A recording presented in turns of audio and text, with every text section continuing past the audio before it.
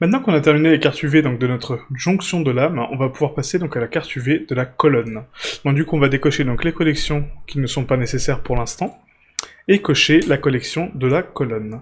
Donc la colonne, nous allons sélectionner donc, la rotopo de la colonne, point, pour donc snapper notre vue sur l'entité que nous souhaitons regarder, et du coup, on va décocher également la sculpture, d'accord? Donc la sculpture qui était à l'arrière de notre rotopologie. Ici, on va commencer par donc appliquer donc la même structure que nous avons créée précédemment pour la jonction de lames, donc à savoir un nouveau matériel que nous allons renommer donc colonne.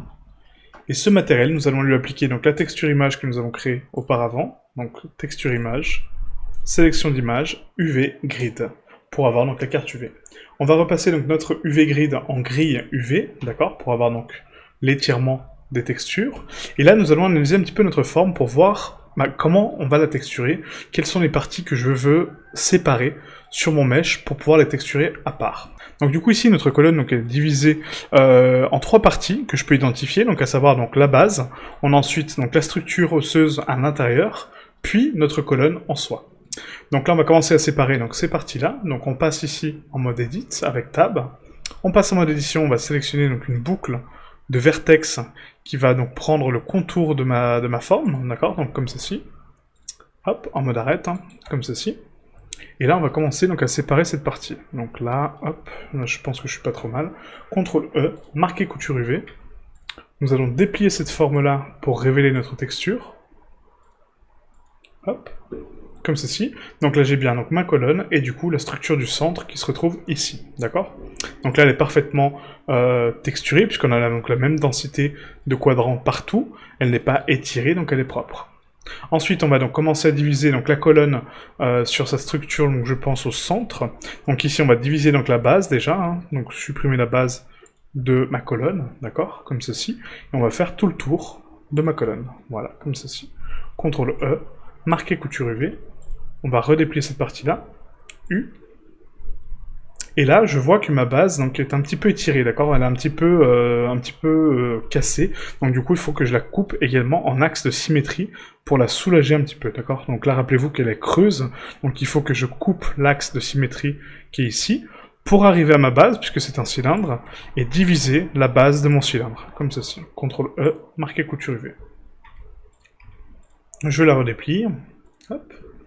Et là, j'obtiens donc ma base parfaitement propre, d'accord? Ensuite, on a donc toute la partie interne de notre colonne, d'accord? Donc là, je fais un L pour voir les faces liées, j'active le mode face, L, et là, je vois que c'est la partie interne. Donc la partie interne, vu qu'on ne la voit pas, elle n'est pas essentielle, donc je n'ai pas besoin de la déplier, d'accord? Donc n'ajoutez pas de loop interne pour rien, puisque du coup, ce n'est pas un dépliage nécessaire, d'accord? Vous allez perdre du temps pour une partie qu'on ne verra pas. Donc rappelez-vous, pour les parties qu'on ne voit pas, donc S0.1, d'accord, pour la minimiser, on va la décaler en haut à droite, comme ceci, vraiment pour optimiser ma carte UV, et là j'ai ma carte UV qui est propre, d'accord, donc j'ai ma colonne d'un côté, qui est parfaitement propre, hein, d'accord, donc les quadratiques sont propres et sont constants, on n'a pas d'étirement, on a la partie centrale de ma colonne, donc ici, à l'intérieur, pareil, qui est constante, et on a ma base avec la base de structure, comme ceci.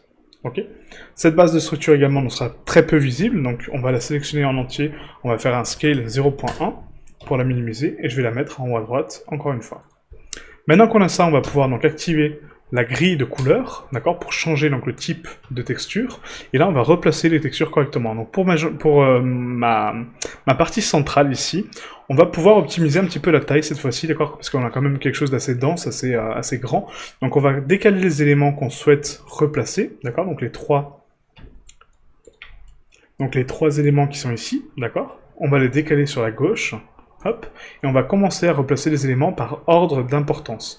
Donc là, ce qu'on va voir face à nous, ça va être vraiment donc, la jonction, la base, et du coup, là, le centre de ma colonne. Donc en fait, tous les éléments ont la même importance et doivent avoir la même densité. Donc pour ce faire, on va commencer par replacer ma colonne en termes d'orientation, d'accord? Donc pour la replacer sur la rotation de mon UV, pour que les lettres soient propres. Donc là, je regarde, est-ce qu'elles sont droites? Non. Donc ça veut dire que c'est l'inverse. Donc je vais l'inverser, comme ceci, pour replacer mon texte de façon propre et dans le bon sens de lecture, encore une fois. Maintenant que j'ai ça, hop, je vais la déplacer donc un petit peu ici, on va la redresser tranquillement, hein, pour vraiment la mettre droite. Voilà. Et on va la placer à peu près là. Hop, voilà, comme ceci. On va sélectionner ensuite donc le milieu. Donc là, le milieu est bien placé puisque mes lettres sont dans dans la bonne direction. Voilà. Je la place à côté. Je laisse encore une fois une marge, hein, très important, comme ceci. Et la base, pareil, donc on va la sélectionner. On va analyser comment sont les lettres. Donc là, elles sont inversées. Je les tourne dans l'axe pour les remettre en plat. Là, non, c'est à l'inverse. Donc je retourne dans l'autre sens pour les replacer correctement. Je vais sur une lettre et je vois qu'elle est dans le bon sens. Ok ? Donc je la place à peu près ici. Et maintenant on va agrandir donc la taille de mes UV légèrement, juste pour augmenter leur qualité, d'accord? Parce qu'on a quand même pas mal d'espace libre, donc le but c'est d'optimiser encore une fois la place qu'on a. Donc S pour Scale, et on va agrandir tout doucement les cartes UV. Hop. Comme ceci, donc là je pense que c'est pas mal, on peut augmenter encore un petit peu. Voilà, donc là c'est parfait. Donc bien faire attention au dépassement qu'on a ici, donc entre la jonction du bas et la jonction du haut. Donc du coup je vais décaler cette partie-là vers l'axe Y. On la décale, et sur l'axe X, on la décale sur le côté. Voilà, comme ceci. Hop. Cette partie-là, maintenant, je peux la décaler un petit peu sur la gauche. Voilà. Et la partie de ma base, je peux la recentrer sur le centre, ici, de ma structure. Voilà. Parfait. Donc là, on a replacé donc, parfaitement ma colonne. Donc le dépliage est propre, il est constant. On a le même niveau de quadrant partout, et l'orientation des cartes UV est bien fait. Ok. Donc du coup, on va passer donc, à la prochaine étape, ça va être donc, le dépliage de la tête.